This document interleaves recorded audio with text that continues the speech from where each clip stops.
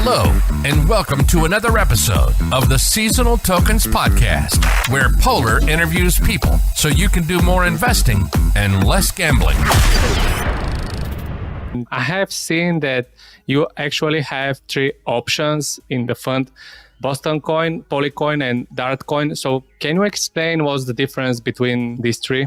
Yeah, I guess for a lot of people, they might not think they have a mutual fund, but usually it's like a retirement account, depending on which country you're in.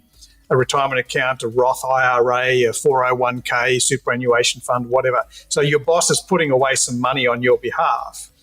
And the default thing that they put you into if you don't choose anything is what's called a balanced fund.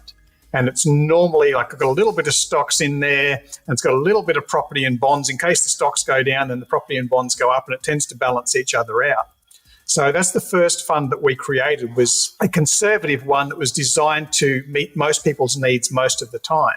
And even though it was conservative for cryptocurrency, we still made like 500 or 600% in the first year. And we invest into infrastructure because some people will remember being on MySpace, 10 or 15 years ago, or carrying a Nokia mobile phone 10 or 15 years ago. And we thought MySpace was great. We thought Nokia was great. And then Facebook comes out and destroys MySpace.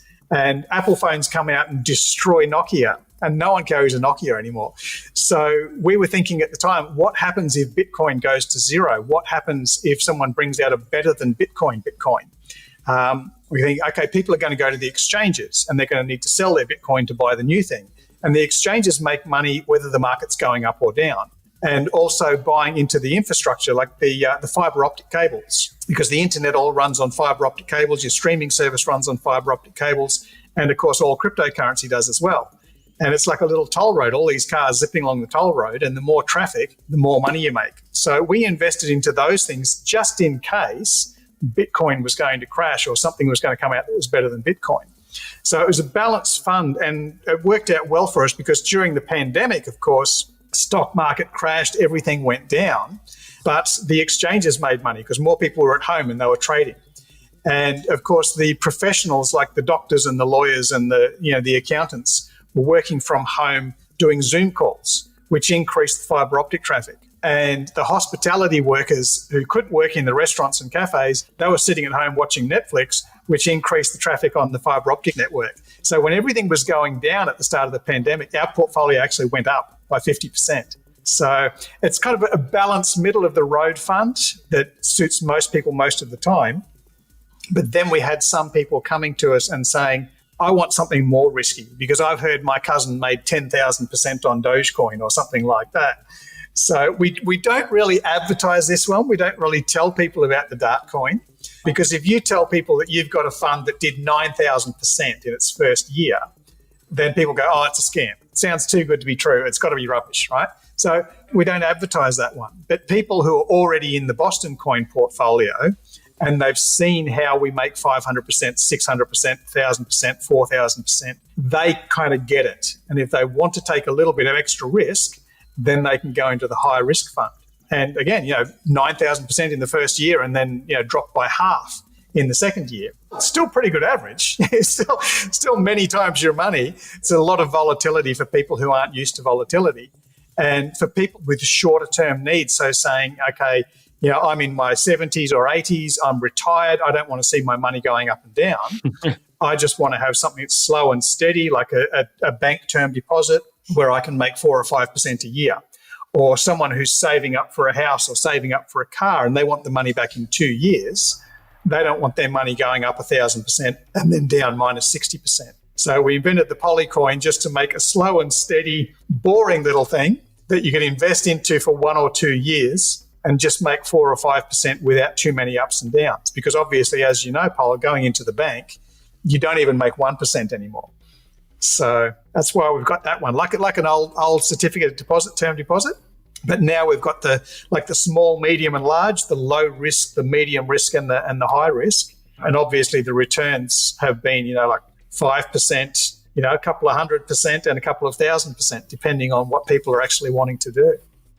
Really nice. Honestly, I haven't heard about another fund doing something like that.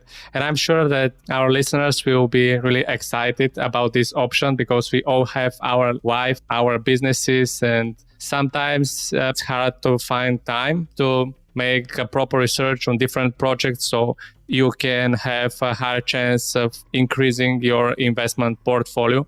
So this sounds like a very good option for very busy people. But I suppose everybody who is interested in this will have a very important question, which is what are the minimums for each of these funds and options? Yeah, good question. When we first started out, our minimum was only $1,000 because we wanted it to be available for everyone and keep it very, very simple. And again, that's what they do with a lot of the stock mutual funds and things like that. So that's where we stood for 4 years. We had the minimum of $1,000. And then we had a few more people coming in and saying, I want to invest on behalf of my superannuation or my 401k or that sort of stuff, which meant that we needed to jump through a few more hoops. We needed to set up other structures so that people could invest into stocks in the company and the stocks actually buy the crypto, because a lot of the retirement funds around were created before cryptocurrency existed.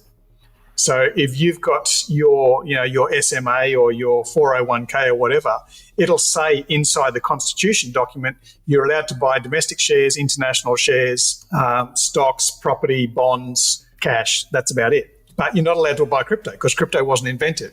So without going back and incurring legal costs of changing all the documents, we created a workaround where your retirement fund could actually buy stocks in another company that we set up in the US. And you buy stocks in that company, or your corporate structure buys stocks in that company. That company turns around and then buys the crypto on your behalf and holds it on your behalf. So that made it a lot more simple for more people to get into. But when we did the math, obviously having these extra layers of protection and things like that, we were actually losing money. Every time someone sent us $1,000, we were losing money. And I didn't want to increase the fees. So all we did is said, okay, for individuals, it's now $10,000 for their first investment. After that, they can throw in $1,000 a month or something, because the initial setup is the hard part. And for the corporate structures like the 401ks and the retirement funds and the family trusts and that sort of stuff, the minimum is $50,000, because there's a big expense, obviously, for us to set up an account.